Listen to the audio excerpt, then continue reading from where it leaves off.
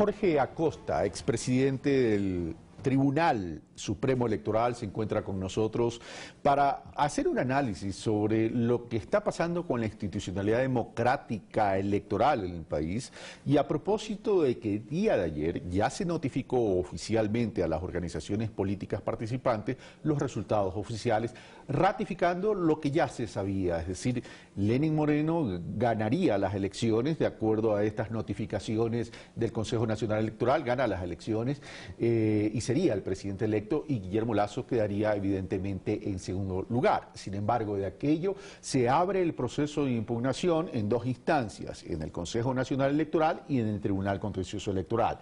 Hay 20 días más o menos para realizar y evacuar estas impugnaciones.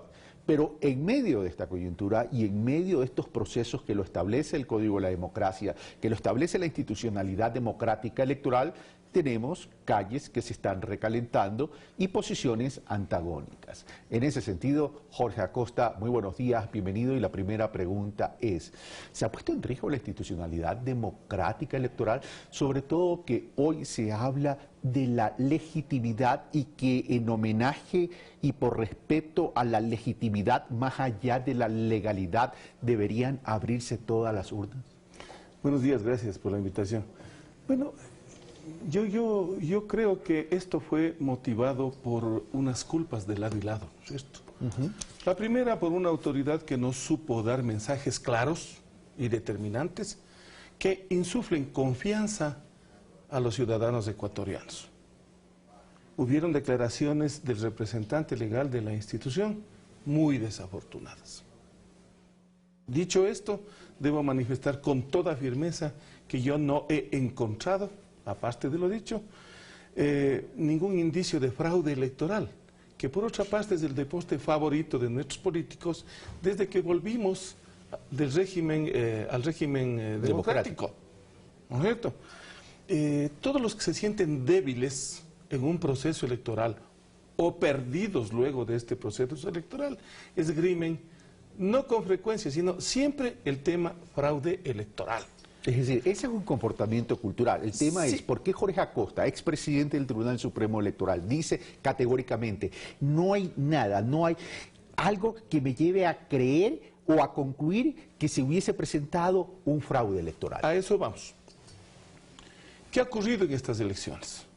Los contendientes han copado con sus representantes el 97%, según declaraciones de ellos mismos, de representaciones en las mesas electorales. Esto usted sabrá que es inédito, porque en el mejor de los casos, esta obligación y a la vez un derecho de los contendientes electorales ha llegado máximo al 13%, en el mejor de los casos. Ahora hubo el 97%. Entiendo que el movimiento, creo, tuvo su propio centro de cómputo. Bueno, así lo han dicho. ¿No es cierto? Son declaraciones de ellos mismos. Han estado observadores internacionales de los organismos multilaterales, de la OEA, de la UNASUR. Han venido los representantes de las instituciones electorales, etc. Los medios de comunicación han estado encima. Todo el mundo ha estado observando estas elecciones, las más observadas en la historia del Ecuador. ¿Sí? Es decir, no hay posibilidad de que se haya hecho algo a ocultas, ¿no? Esos delegados, ¿qué es lo que hacen?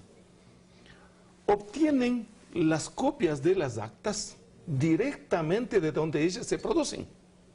Es decir, de las mesas. De las mesas electorales. En presencia de los en delegados. Donde hay 5 personas, no como decía algún activista político, 5 personas escogidas de entre los adherentes del movimiento Alianza País. No es así. Porque ellos se escogieron, y todo el mundo sabemos, de entre estudiantes universitarios y secundarios que ya tienen la edad suficiente para conformar estas mesas, y hubieron 200.000 personas de diversas tendencias y orígenes que estuvieron atendiendo las mesas, más 2 delegados por cada partido en cada mesa. Imagínense, es imposible convencer a toda esa gente que alteren los números resultantes del evento electoral, ¿no es cierto? Además de eso, los delegados, si no les dan físicamente un acta, toman una foto. Porque todo el mundo tenemos un teléfono, por elemental que sea, que toma fotografía. Es decir, no hay por dónde entrar más votos en favor de una u otra candidatura. Y usted, con esa evidencia, las compara con las actas que se están contabilizando o las que cuelgan en la página web de la autoridad electoral, y ahí se da cuenta inmediatamente si le cambiaron o no le cambiaron las cifras. Y es por eso que no han habido actas que sustenten las objeciones, que sustenten las reclamaciones. A ver, una prueba de eso sería que las impugnaciones en las juntas provinciales, que sería la primera instancia, así es. No se han presentado, porque, a ver, si yo no presento, quiero hacer todas estas preguntas para que nuestros amigos, la ciudadanía en sí, entienda y comprenda en su real dimensión cuál es la mecánica, la dinámica de estos procesos de impugnación, que es al amparo del Código de la Democracia. No es que a alguien se le ocurre, está escrito. Es decir, las reglas del juego están ahí. A ver, si yo no presento una impugnación en una junta provincial, ¿puedo impugnar en la instancia del Consejo Nacional Electoral? Bueno, nosotros los ciudadanos ecuatorianos, especialmente los representantes de los sujetos políticos, tenemos derecho a estar presentes en las mesas donde se producen las actas y también en el escrutinio que se instala en las juntas provinciales electorales desde las 9 de la noche del día de las elecciones, en sesión ininterrumpida, salvo que las circunstancias, lo largo de la jornada haga que se suspenda momentáneamente hasta descansar y luego continuar, ¿no es cierto? Ahí es donde usted reclama y presenta sus objeciones. Asimismo, todo el país conoce que en 5 provincias se han presentado objeciones. Y se han hecho en esas mismas provincias los respectivos conteos, que han ratificado los resultados. Es más, no recuerdo este momento la provincia, pero me llegué a conocer de que en una había recuperado el candidato Lenín Moreno, algo así como 60 votos, y 8 votos el señor candidato Lazo. Es decir, eso le da a usted una idea de que efectivamente las cosas se hicieron como deben hacerse. ¿Sí? Entonces, ahí están las objeciones. Y a mi juicio, respetando cualquier otro criterio, usted objetó ahí. Y si es que esa objeción no le dio resultado y fue efectivamente evacuada, se ejecutaría el resto. Se ejecutaría el resto. Es decir, ya no debería entonces pasar a una segunda instancia de impugnación. Y si de hecho pasa, la autoridad superior, cuando se apela al Tribunal Contencioso Electoral, o la autoridad, la misma autoridad del CNE, cuando se aplica una impugnación, que es un recurso horizontal, ¿no es cierto? Porque es ante él mismo, debería resolver el tema desechando la pretensión de aquellas actas que no fueron objetadas y resolviendo sobre aquellas que sí las fueron. Lo cual se reduce el universo de impugnación. Totalmente. Ya, ahora, pero vamos a lo siguiente. Es decir, a ver, primero está la Junta Provincial, luego está el Consejo Nacional Electoral y luego está el Tribunal Contencioso Electoral. Hay 20 días para evacuar todo esto. Más o menos. O sea, más o menos. Puede ser menos, incluso dependiendo de la dinámica que también los actores políticos presenten. Tienen 48 horas para presentar impugnación. Ahora, el problema es que comienzan con 1.700 actas, luego con 4.000, luego que se abra todo. ¿Es posible abrir todo? No. Usted tiene que impugnar cada acta con respaldo documentario. ¿Qué significa qué? Que significa adjuntar su acta que usted obtuvo en la mesa, o la fotografía, lo que sea, más la impresión del acta correspondiente a la que usted posee, que exhibió la autoridad electoral. Ahí tiene usted, si es que hay una discrepancia numérica, ahí tiene usted la oportunidad de pedir que se abra esa acta, esa urna. Ok. O si es que no tiene la firma de presidente y secretario, ahí tiene que abrirse la urna, pero solamente de esas. No es que usted dice, bueno, aquí presento 1000 actas. porque yo creo que estas tienen inconsistencias numéricas y no tienen las firmas. Entonces la autoridad tiene que cerciorarse de que es verdad o no. Pues muy bien, si no, es igual a esta otra, esta no va. Esta no va, esta no va. Esta sí tiene inconsistencia numérica o no tiene firmas, esta vamos a abrir. No es que uno puede abrir todo. Para usted abrir todo, tiene que presentar todas las actas. 41.042 actas con sus pares en donde demuestre las inconsistencias o las faltas de firmas. Ahora, pero Aparicio Caicedo, abogado representante del movimiento Creo, apela a un artículo que, si no me equivoco, es el 140 y pico, en que al amparo de ese artículo plantea la apertura de todas las urnas. Bueno, ese artículo no dice que se deben abrir todas las urnas. ¿Qué dice ese artículo? Sino dice que la autoridad electoral tendrá las capacidades necesarias para regular de forma apropiada el proceso electoral, corrigiendo lo que hay que corregir. Pero usted lo dijo acertadamente al comienzo, lo que está escrito en derecho electoral. ¿Por qué? Porque es un derecho público. Y para abrir las actas en su totalidad, por su solo pedido, por su sola voluntad, es necesario que conste en la ley por escrito. Si no consta, usted no puede hacer. En derecho privado, si no consta, no está prohibido, puede hacer, pero en derecho público, negado. Ahora, para terminar esta parte y pasar al otro tema, Alianza País ha dicho, me adhiero en relación a las 1700, en relación a otro, me adhiero. Es decir, si las dos organizaciones se ponen de acuerdo y dice, señor autoridad, abra todo, ¿es posible? ¿Es factible? No. Tienen ambos que respetar la ley. Esta no es si no, la autoridad estaría violentando la ley. No es cuestión de gustos ni de lances. Quieren abrir, yo también me adhiero y que abran. No es así. Ambos tienen que sustentar el periodo de apertura. Si es que quiere que se abran urnas de Alianza País, tiene que presentar actas. Actas que tengan inconsistencia o que tengan la carencia de la solemnidad sustancial de las firmas. Es decir, ahí no hay discusión. Si la autoridad del organismo electoral decide abrir todas las urnas por evitar algún tipo de problema, estaría transgrediendo la ley. Totalmente. Lo cual significaría sanciones para ellos. Deberían, con un recurso de queja que alguien ponga, deberían ser destituidos. En el evento no consentido que hagan semejante disparate. Claro. Ahora, vamos a lo siguiente. Primero, 1700, luego 4000, luego todo. Una vez que pasa esto, entonces dice el centro de cómputo, el sistema informático.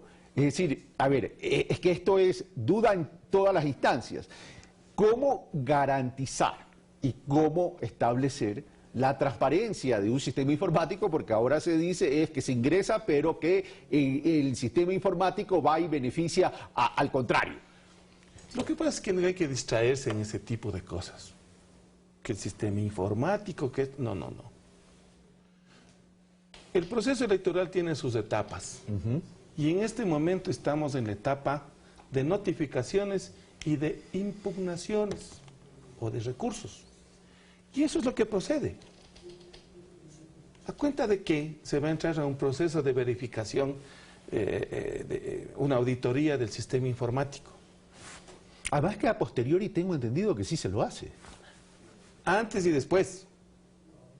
Se lo hace, se recibe críticas, que la autoridad electoral no actuó bien permitiendo una auditoría de los sujetos políticos. Eso es otra cosa. Aquí estamos hablando de resultados electorales, no tenemos que distraernos. A ver, veamos si es cierto lo que dicen. Porque si es que se produjo un apagón por el flujo excesivo, se cayó la página, por el flujo excesivo de usuarios, que todos los que entramos a las computadoras sabemos que eso ocurre, ¿no es cierto? Es una cosa. El hecho cierto es que tienen todas las actas, ambos contendientes, copias de todas. Y en la página web están asimismo todas las actas. Y la obligación de ellos es comparar. No me digan que en 48 horas no podemos comparar tantas actas. ¿Y para qué están los sistemas informáticos que instalaron ellos? Tú sabes que con el sistema informático hace un cruce, hace una comparación y se fue. Ok, vamos al otro tema. El rol que jugaron los exit poll, las encuestadoras, a tal punto que uno de los resultados del exit poll, básicamente el de ese datos, estuvo circulando antes de las 5 de la tarde en las redes sociales. Así fue. Es decir, ¿cuál es el rol que jugaron estas encuestadoras y lo que deberíamos corregir a futuro? Porque es evidente que se puede estar jugando con la paz y la tranquilidad ciudadana. Sí. Y con la fe pública, pues evidentemente. Primero hay que corregir la distorsión que se produce en la autoridad electoral, la tentación de contratar estos conteos rápidos. En nuestro tiempo dijimos, preguntados por la prensa, dijimos, si vamos a fallar, prefiero fallar gratis. Porque usted ha visto cuánto han costado los conteos, cuánto costó Evote, 5 millones y pico, y lo que ocurrió. ¿No es cierto? Decidimos apegar, y eso debe hacerse, hay que apegarse a la ley. La ley lo que dice es que la autoridad electoral debe hacer conteos y resultados oficiales. Todo lo que es exit poll, conteo rápido, queda para lo privado. Como una herramienta para el manejo de la campaña, no, aquí estoy mal, trabajemos más, aquí estoy bien, ¿no es cierto? O para orientar a la opinión pública en ciertos momentos así, para ver qué es lo que está pasando, privados, pero no son mandatorios. No es que alguien saca un resultado y ya, hay alguien ungido. No es así. Fíjese lo que pasó en Colombia con el sí. Con el proceso. Fallaron los encuestadores abrumadoramente. En el Brexit, los mejores encuestadores del mundo fallaron. Se votó por el sí para la salida de Gran Bretaña. ¿No es cierto? Entonces, eso es absolutamente privado, bajo cuenta y riesgo del contratante y bajo cuenta y riesgo de quien anuncia los resultados no mandatorios. Vamos, y con esto termino, Jorge Acosta. ¿Cuál es el rol de los observadores internacionales, OEA y UNASUR? ¿Se puede engañar a los observadores internacionales? Yo creo que no. Lo que pasa es que hay varios tipos de observadores electorales, ¿no es cierto? El uno, el que invitamos nosotros, aparte de los que vinieron acá, en ese entonces no había todavía el grupo de UNASUR, la Unión Europea. Ellos llegaron con una anticipación respetable, me parece que fue 6 meses, examinaron absolutamente todo y dejaron un documento técnico muy interesante, de altísimo contenido de derecho electoral, que sirvió para corregir N cosas. Muy bueno. Luego está la OEA, que hace una buena supervisión, 2 o 3 meses, desde 2 o 3 meses antes, hace una buena supervisión, se entrevista con uno y con otro candidato, con los grupos sociales, etcétera, y más o menos pone un termómetro para ver cómo está la temperatura del proceso electoral. Y deja 2 o 3 recomendaciones que no están mal, ¿no es cierto? Que no están mal. En UNASUR, por ejemplo, a mí me da mucha satisfacción ver a una eminencia de las elecciones, el doctor Wilfredo Penco, vicepresidente electoral de Uruguay. A ese hombre usted no le puede engañar. No le puede engañar. Y, finalmente, hay los observadores diplomáticos, los que vienen 2 o 3 días antes del proceso, se dan la vuelta, ven que no haya habido problemas, que abrieron a tiempo las cosas, etcétera, y dejan un pequeño informe y se van. Yo siempre les he dicho que son turismo electoral. Pero en suma, es un aporte positivo que impide, en una muy buena parte de los casos, cualquier tentación. Y como conclusión, para el doctor Jorge Acosta, este proceso electoral ¿tiene los elementos de legitimidad y de legalidad? Yo creo que sí. ¿Ambos? Yo creo que sí. Totalmente. Totalmente. Como dije al inicio, cualquier desatino de la autoridad no debe empañar este proceso, porque efectivamente es imposible que dentro del conteo, de notificación, etcétera, se haya producido un fraude. Eso yo lo afirmo categóricamente. Doctor Jorge Acosta, muchas gracias por estar con nosotros. Hemos estado con el expresidente del Tribunal Supremo Electoral, el doctor Jorge Acosta, quien nos ha explicado las razones por las cuales él considera que este proceso electoral cumple con los elementos de legitimidad y legalidad. Y aquí a esperar la presentación de impugnaciones de los distintos actores políticos. Un fuerte abrazo, esto fue Pensamiento Crítico, soy Carlos Rabascal.